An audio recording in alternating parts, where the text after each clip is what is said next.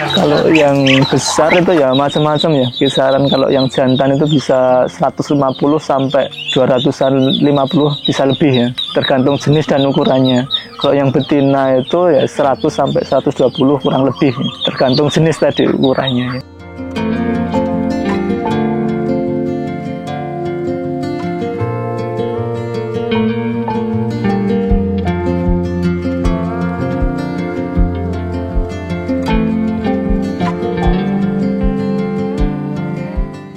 Bismillahirrahmanirrahim. Assalamualaikum warahmatullahi wabarakatuh. Perkenalkan, nama saya Dedi Santoso. Di sini selaku pengurus di Panti Asuhan Pondok Pesantren Al-Hakim yang beralamat di Dusun Padasan, RT 29, Pagem Binangun, Pagem Sleman. Awalnya itu Panti Asuhan Al-Hakim ya, di bawah Yayasan Sinar Melati ya. Awalnya dulu sebenarnya banyak unit usaha, Mas. Di antaranya ada ternak kambing ya dulu, kemudian unggas, ikan, kemudian pertanian. Tapi untuk saat ini kami karena keterbatasan lahan ya, kemudian unit usaha tersebut kebetulan yang ngelola itu sudah tidak di sini, sehingga regenerasi tinggal unggas yang ada. Sebenarnya pengen lagi mengembangkan unit usaha yang lain. Kalau tempat kami sebenarnya itu mulai dari tingkat MTS atau SMP pondoknya. Tapi memang beberapa kemungkinan hal kami harus menerima tingkat yang MI ataupun SD dengan latar belakang yang barangkali perlu kita perhatikan, misalkan yatim piatu dan lain sebagainya yang diutamakan dari pimpinan Bapak Dr. Andes Sigit Warsito. Itu merupakan visi beliau dari awal ya, karena beliau itu memang sangat peduli kepada anak-anak yang yatim piatu. Ya betul, ini sangat menarik sebenarnya. Karena yang pertama, pondok itu juga butuh perekonomian ya. Nanti untuk mensupport keekonomian, kemudian yang kedua untuk membekali life skill santri ya. Biar nanti santri itu juga punya selain ilmu keagamaan juga ilmu kewirausahaan, sehingga nanti bisa menjawab visi pondok berani hidup berakhlak mulia. Itu jadi nanti keluar dari sini juga bisa ada gambaran mau kemana, nanti tidak bingung seperti itu. Dan memang beberapa anak itu ya beda-beda karakternya. Ada yang diajak untuk berkembang itu mau, ada yang ya sudah males-males saja misalnya. Bahkan ngaji pun barangkali susah, harus kita paksa. Tapi beberapa anak yang semangat ada juga. Jadi memang itu kalau kami sangat mendukung untuk anak-anak itu berkembang. Misalkan yang pandainya di bidang desain, nanti kita usahakan fasilitasi. Kemudian yang syukur, bahkan beberapa anak kami sudah sukses ya. Yang di Gunung Kidul ada, yang di Semarang sudah punya tempat sendiri. Alhamdulillah, itu merupakan kebanggaan tersendiri. Jadi pada prinsipnya pimpinan pondok sangat mendukung untuk anak-anak nanti mempunyai bekal hidup baik dari segi agama maupun segi dunianya ya. Kalau kami kan di sini memang seleksi ya beberapa anak ya, tidak semua, tapi harapnya sebenarnya semuanya bisa ikut. Ada 3 anak kemarin yang untuk ikut mengurusi ini, santri ya, yang sudah mulai tertarik dan memang sepertinya melihat awalnya kok tertarik ya sudah kita ajak sekaligus untuk melatih kewirausahaan mereka. Biar mereka juga punya skill. Ternyata seperti ini prosesnya dan lain sebagainya. Nanti lama-kelamaan sudah menjiwai. Awalnya barangkali berat ya, dengan ya bermacam kondisi. Tapi kalau sudah senang, intinya pertama senang dulu nanti insya Allah. Nah harapan kami juga yang lain, santri-santri yang lain juga minat gitu ya. Karena itu bukan masalah mau tidak mau nanti untuk pengembangan diri mereka sendiri ke depan. Ya itu jelas ya, apalagi kami itu masuknya tidak terseleksi. Yang pertama memang dari pimpinan diminta untuk sabar ya, karena pahalanya di situ Mas katanya. Jadi sabar, kemudian kita pendekatan. Nanti kok seperti apa? Masing-masing pendamping itu harus tahu karakter anak. Ada yang sukanya sama ustadz ini, ada yang sukanya ustadz ini. Nah, ini tugasnya mereka merangkul. Gimana caranya anak-anak itu nyaman di sini, pendekatannya seperti apa. Ada yang harus memang ditegasi, ada yang sudah dihalus itu sudah bisa. Jadi memang harus pendekatan dan sabar. Di samping itu juga kita berikan ilmu agama biar hatinya lembut. Karena kalau yang jarang seperti itu kan memang susah. Apalagi awal masuk kadang penyesuaian lingkungan ya. Dulu seperti ini, masuk sini harus ditekan ini. Nah itu juga berat. Jadi memang adaptasi dulu. Ya kalau itu memang pilihan masing-masing sebenarnya. Anak itu kan sebenarnya tergantung orang tuanya. Kalau orang tuanya mendukung, anaknya juga bisa, ya Allah bisa.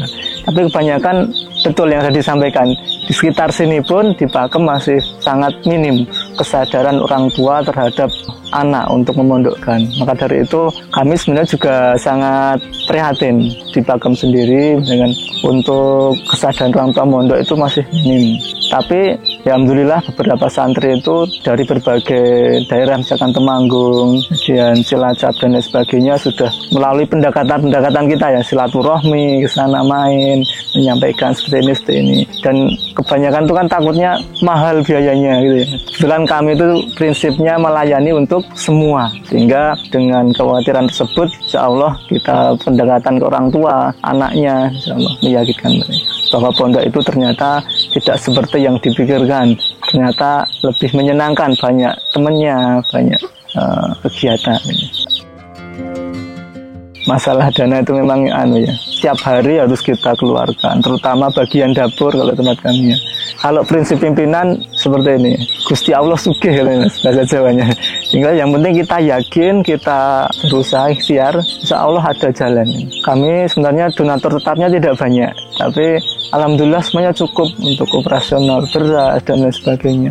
Kemudian untuk anak-anak itu kan sistemnya infak, memang bagi yang bisa setiap bulan ya alhamdulillah, kalau tidak ya tidak masalah, yang penting komunikasi. Juga melalui beberapa relasi, kami dari Ustadz Sriwoto beliau juga membantu di sini walaupun tidak tinggal di sini, jadi mengajak relasi-relasi tersebut hadir ke sini, ayo lihat di panti, di pondok kita seperti ini, anak kitanya ini, sehingga dengan demikian orang itu merasa tertarik untuk berbagi di sini.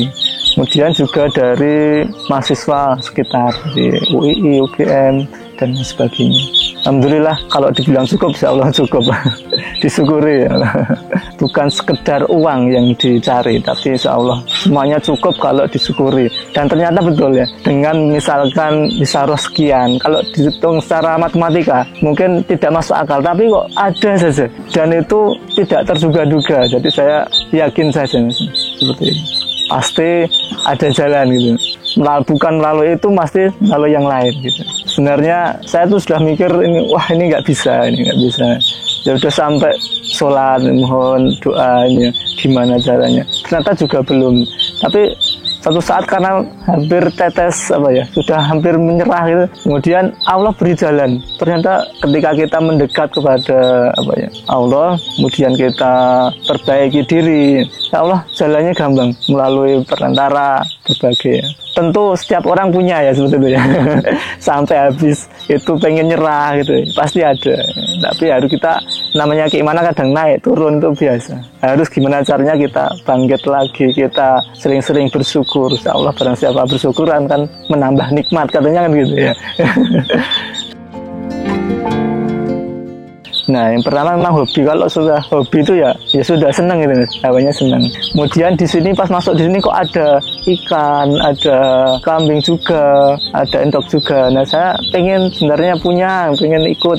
Nah, saat itu masih SMA ya. Kemudian karena sudah pergantian waktu, kemudian pengelolanya juga sudah tidak di sini, sehingga berhentilah itu sampai beberapa tahun. Suatu hari ada donatur yang hadir ke sini, tanya, di sini tuh punya usaha apa Mas? Saya bingung mau jawab apa. Dulu ada tapi sekarang sudah nggak ada.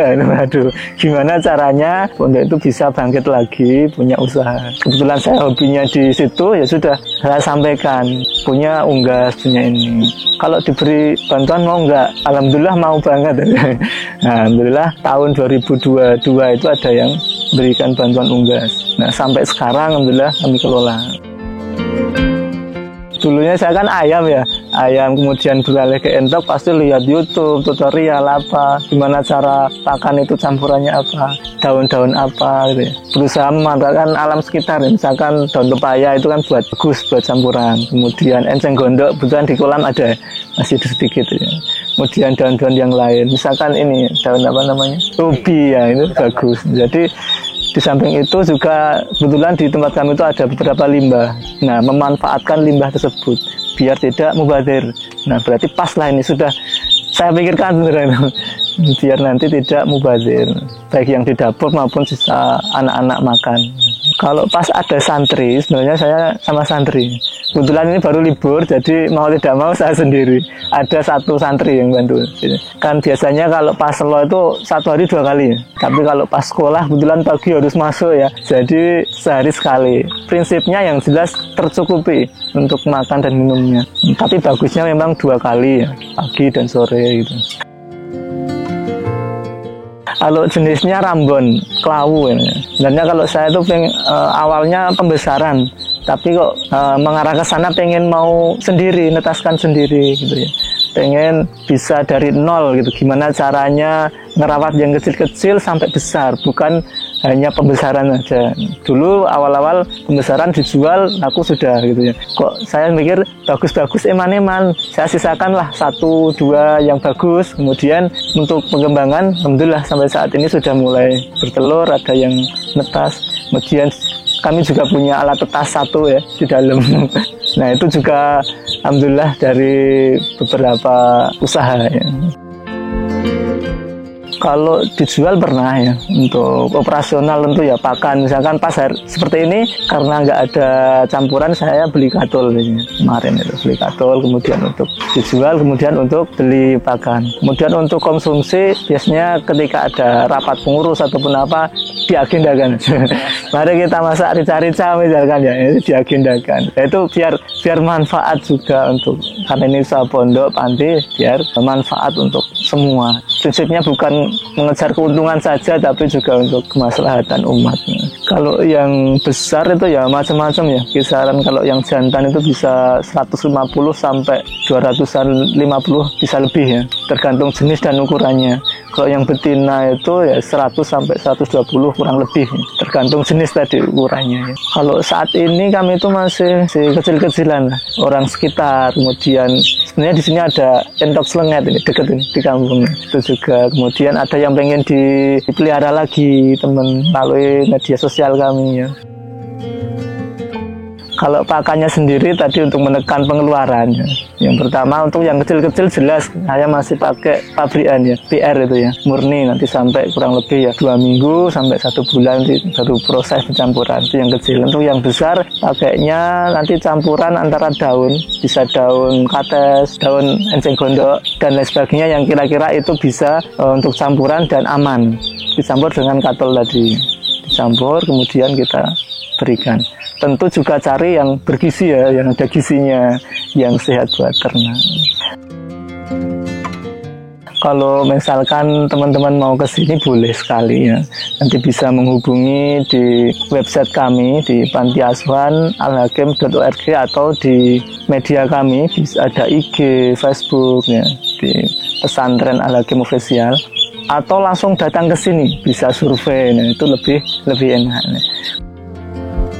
Tempat kami itu uniknya masuknya tidak tersaring. Yang diutamakan dari pimpinan adalah utamakan anak-anak yatim, piatu, dan duafa. Itu yang prioritas. Karena pesan beliau dari awal mendirikan tempat ini untuk mereka. Jadi tidak boleh menolak anak-anak yang demikian. Justru malah diutamakan. Nah, kemudian untuk sistemnya, pembiayaan tidak memberatkan. Sehingga gimana caranya orang itu semuanya bisa terfasilitasi. Dengan sistem infak, nanti dengan beberapa ketentuan tentunya ya, ada surat pernyataan dan sebagainya, sehingga mereka tidak merasa berat. Dan kalau orang yang mampu bisa memberikan lebih misalkan ya, bagi yang tidak juga bisa masuk. Jadi sistemnya subsidi silang. Kemudian kegiatannya, di samping kegiatan siangnya, paginya sampai siang nanti kegiatan formal di sekolah atau madrasah, malamnya ada kegiatan di pondok, kajian-kajian keislaman misalkan seperti tauhid, kemudian akhlak dan bahasa Arab dan lain sebagainya.